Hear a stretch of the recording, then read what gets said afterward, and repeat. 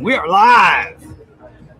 Welcome, everybody, to the 2026 NRA annual meeting in Houston, Texas. We are here at the Voices of the Second Amendment area, specifically at the Meet the Pressers Gun Freedom Radio Studio of Liberty.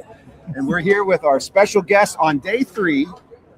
And Matt, would you do the introduction for us? I don't think I can call them by their first name. They're so prestigious. Oh, hey, if that guy's here, I got to leave. Rob and Alex, how are you? Good, sir. Doing good. Appreciate Rob being Beckman on. and Alex Carroll. You guys run the NRA, as I understand it, No.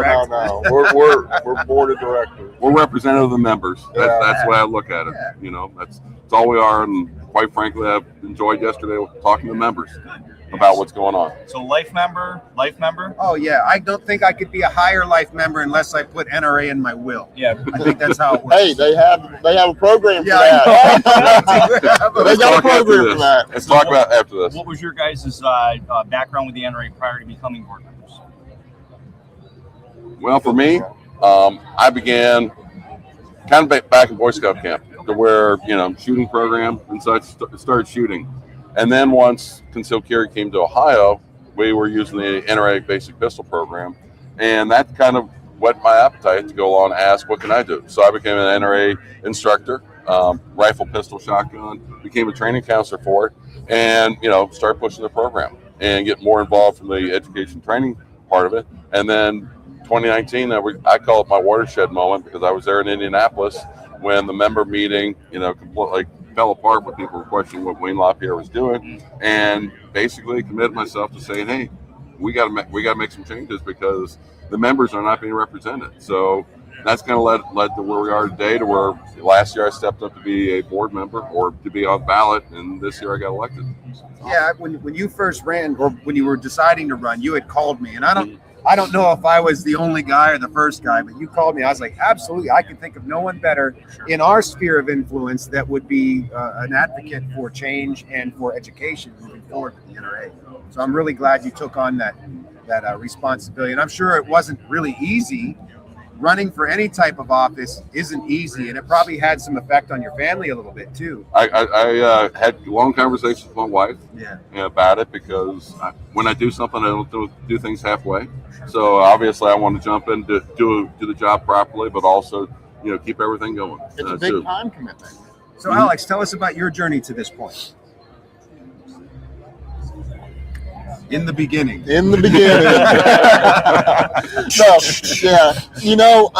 Man, I've been literally a member with the NRA since I was about 14.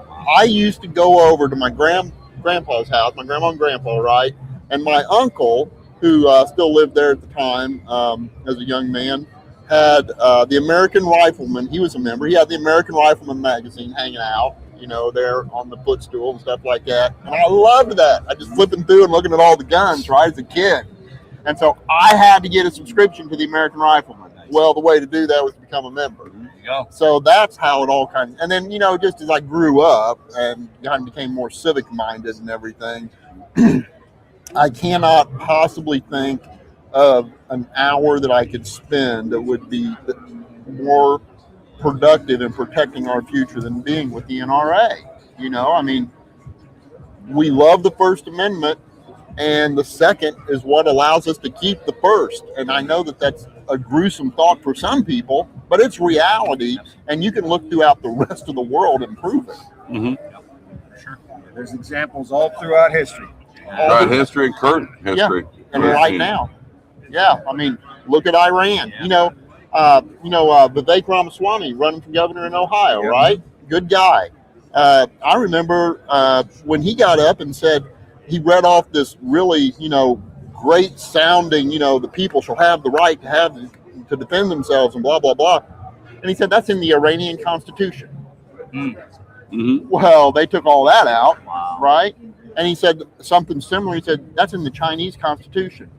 Jeez. So people have the theoretical rights to protect themselves in these countries, but once they take those weapons away, I don't care what that piece of paper says, it's over. I think COVID was a good example of what people would be. No, don't call it COVID. Nope. It's the government overreach phase. Yes. Yeah, I think that was a good litmus test for politicians to see what we would do. Oh, and they have data on it now. Oh yeah, absolutely. They know what percentage of people are going to rat out their friends, what percentage of people will just lock down and comply, and they got data. Oh, okay, yeah. Of course they do. Yeah. I started thinking about after the Second World War, and you got the communist bloc, Eastern Communist bloc, how people would be ratted out and everything else like that. And that's one of the things I don't want to see us get to the United States. Government should not be having that kind of overreach. Yeah, sure. I agree. For sure. So, Alex, I dare say by your accent, you're not from Boston. No. So, funny story. I was born on the south side of US 40 in Indiana. So that's the reason. Oh, okay, on the south side. South side of US 40. So the other side, they talk different? I think that's the case. So where are you now? What area? I'm in the eastern part of central Indiana. Okay. Oh, Yeah. So you guys aren't too far. No, we're not that far apart. No. Damn near neighbors. So did you guys know one another before No. you got on the board?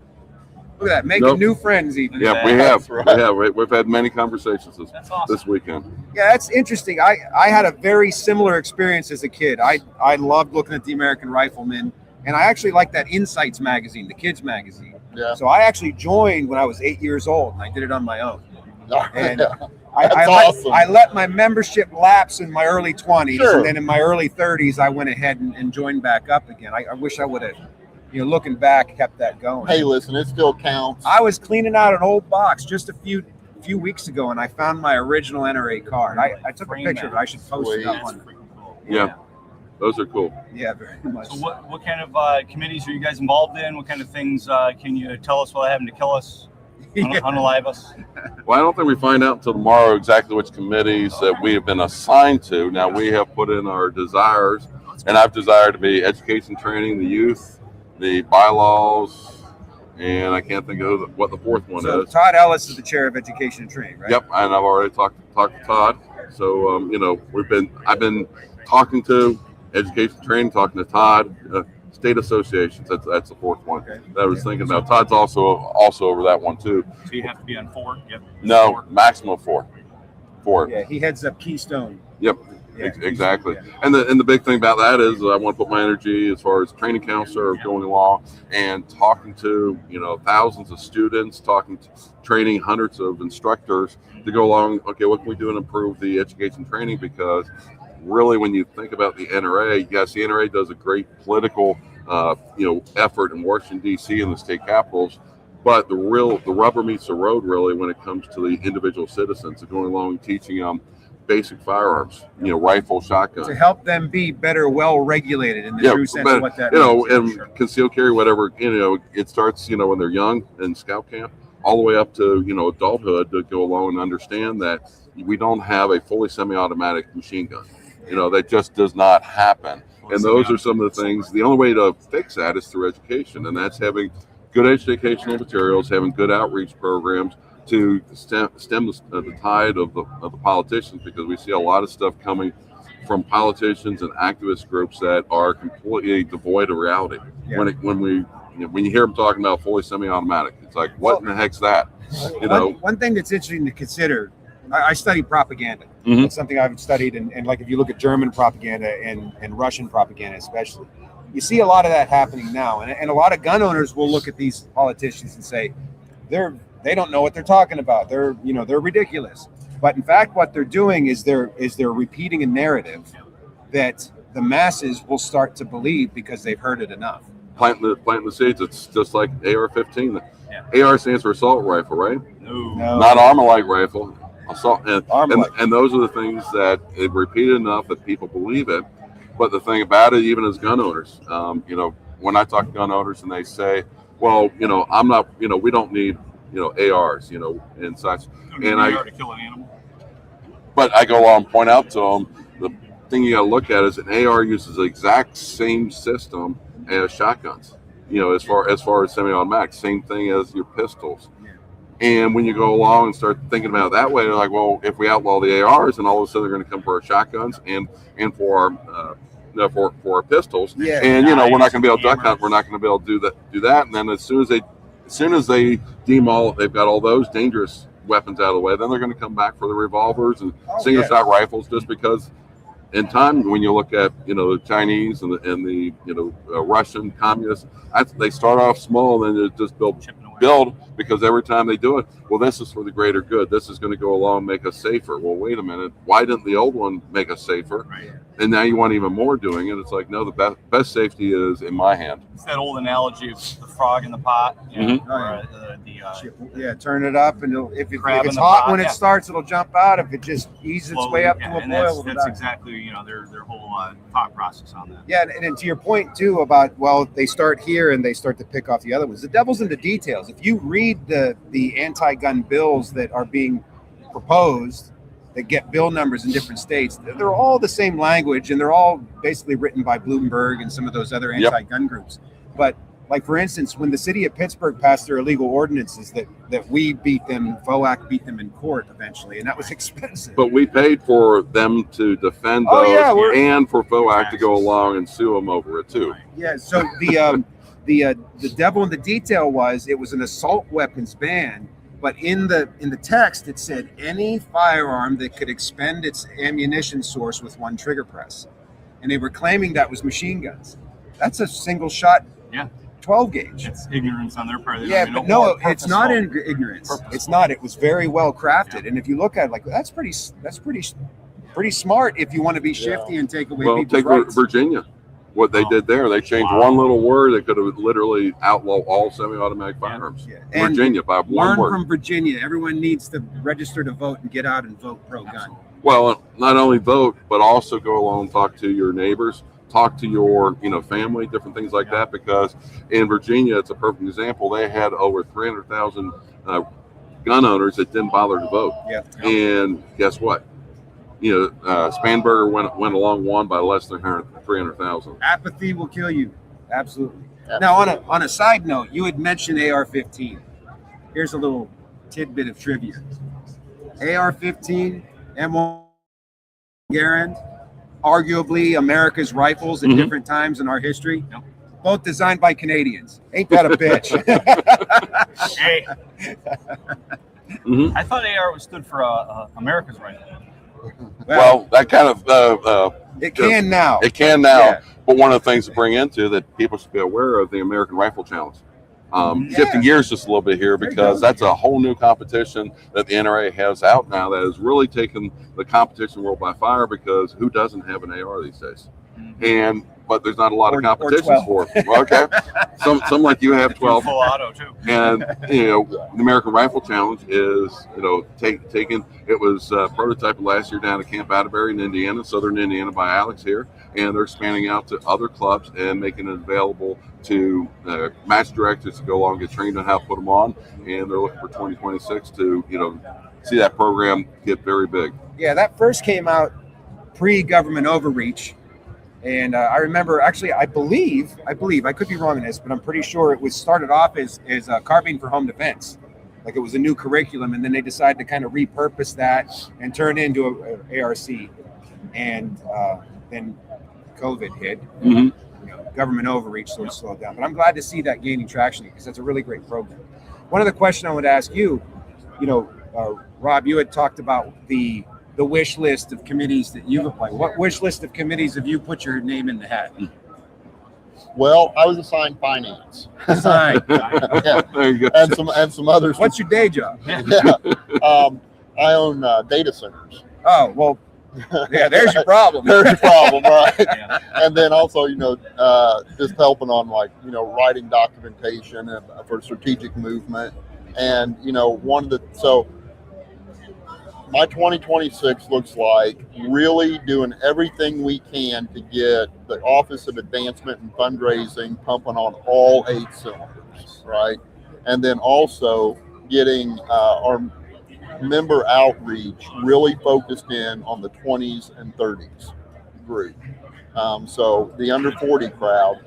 And we have all of the raw material to do that now. But guys, our age, what we need to understand, and the research I've done on this, it's just eye-opening. And on one hand, I just shake my head and go, I can't believe that's what it is. But it's our vernacular. Don't say membership, because that's a little too committal. Okay. Subscription. You say participate. Yeah. Hey, participate. Be an agent of change. And things of that nature. It's Makes me think of law enforcement. You can't tell them to spread their feet anymore, get on their knees. Yeah, but that's for a different reason. yeah. Yeah. That's for a political correct reason. This is for communicating to a new group that speak different. That's They they talk. speak and they Things change over process time. different. They Yeah. speak and process different. And Well, I so guess it's kind of the same. Like our parents, at least my parents, when they were kids, probably would have said, "Hey, Daddy-O," and like that's not something my generation would have said. Exactly. Yeah. my grandma said, "Go cut me a switch." So that's what I remember from that generation. Mine shaved a 2x4 into a paddle. There you go. That's That's some skill there. Yeah, right. So Good. Well, anything you guys are doing here at the show? Anybody can bump into you? You got your booth? Yeah, I got a booth. I'm doing over literally right behind you here Yeah. in our booth, doing the Voice of Second Amendment. Had a lot of people that come on the show. On Friday, we're going to be coming out. We're going to have more people coming on the show this afternoon. A lot of good content for it. One of the big ones is we're having the NRA education training group on, so we're going to be getting an update for all the listeners that are out there for it, so they can hear what's coming up there. And they have made a lot of good improvements over the last year, and I'm hoping, again, being part of that committee can help advance it even further, because again, we need to engage that younger generation, making sure they realize the God-given constitutional rights that we have are only one generation away from being lost if we don't teach the next generation how valuable they are. Amen. Well, thank you guys both for your volunteerism and stepping up to do this, because I know it's not easy, and I know I just met you, Alex, but I know, and I would assume, and I know what Rob's background. You guys are already busy doing a million things anyhow, so I appreciate you giving up time to do this on behalf of the membership. And I really want to encourage you. You three guys do something I don't, and that's you're getting out here on this podcast all the time, and you're creating content and getting the message forward, right? We can't encourage that enough. Rob, I love you for that. You guys, it's awesome. And I'll always be here to support you on anything you guys need. I'm a phone call away from all three of you. And one last thing to go along, remind all listeners about that is really, really important for them to know. The NRA app got released a couple weeks ago, and the NRA app is version 1.0, so it's not perfect, but it's going to be the new communication channel, because again, as Alex was talking about, the NRA is understanding that we need to go along and reach the younger generation where they are on their phones. Give them resources on the phone. Let them see the legislation's coming up. Let them see what training and education is available around them. And it's going to be a one-stop shop for NRA members to do things there. And that's going to be a great, as we see the 2.0, 3.0 come out in the future.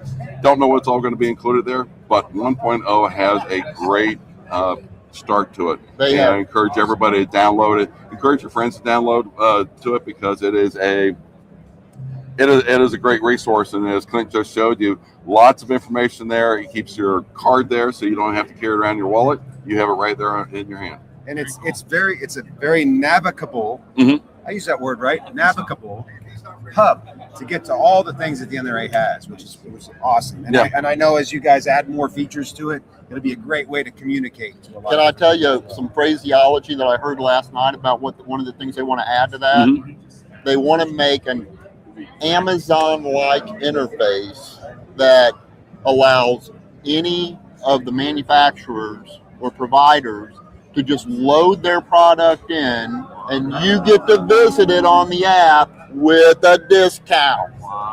That's pretty awesome. Especially with this anti-gun industry, world that we're in these days. Super. And one thing I'll add to it, that the app, you'll probably see a lot. Both Alex and I are in the IT world. There's several of the other board members in the IT world. The NRA just 3 weeks ago went along and hired a new IT director for it. So there's going to be a lot of changes coming, because we're not just the consumer of it. Alex and I both have seen, okay, what's it take for the back end? We also understand where the industry is going. So we're not going to be years behind. We might actually be able to get to the point where we're leading the industry when it comes to content, when it comes to going along and have that user-friendly interface to where people go along, they look at the NRA membership not as, oh, I got to pay this again this year, to wow, I pay this and I get, hundreds, if not thousands of dollars worth of discounts because of what's on the app and different things like that. You just don't want AI Robs running around, that's all. Yeah, exactly. So, Alex, how do people find out more about you and give them your business and stalk you and all that fun stuff? The only social media I do is on X. Okay. So I've got a X account, Alex_J_Carroll. So you can hit me up there. But mostly, where I'm going to probably be doing more than anything, is I'm looking to follow you guys and repost your stuff and just really be the agent that allows us to get all of our messages collectively as a community, get them out to be heard, right? Because and the other thing too that we've got now that we didn't have a few years ago is we have X, right? We're not getting, because of Elon Musk buying that, we're not getting crowded out, shut down, delisted, throwing the emergency brake on our membership, stuff like that. Are you saying you're going to buy Facebook? No. No, we'll let that one just kind of figure out where it's going to go all by itself. For sure. That'll be market driven. There you go. And Rob, how can people find you? Well, people can find me by coming to the booth behind you right now. If If they're in Houston, if not, you can go along. Find the Firearm Trainer Podcast at firearmtrainerpodcast.com. You can email me at ftp@concealedcarry.com. Or if you've got NRA questions specifically, and again, trying to go along and be accessible to members as much as I can, email me at scouter65@gmail.com. And the links actually in the description of the show for your Perfect. Firearms Trainer And Podcast. before you wrap, are you literally behind us? Yeah. Like right here? Mm-hmm. I spilled a cup of coffee into your Yeah. side. I'm sorry.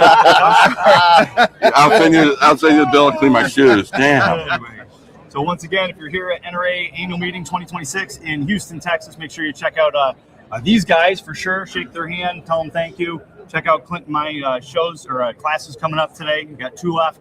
And sign up for the giveaways. The giveaway runs into the end of the month. BeatThePressers.com/giveaways.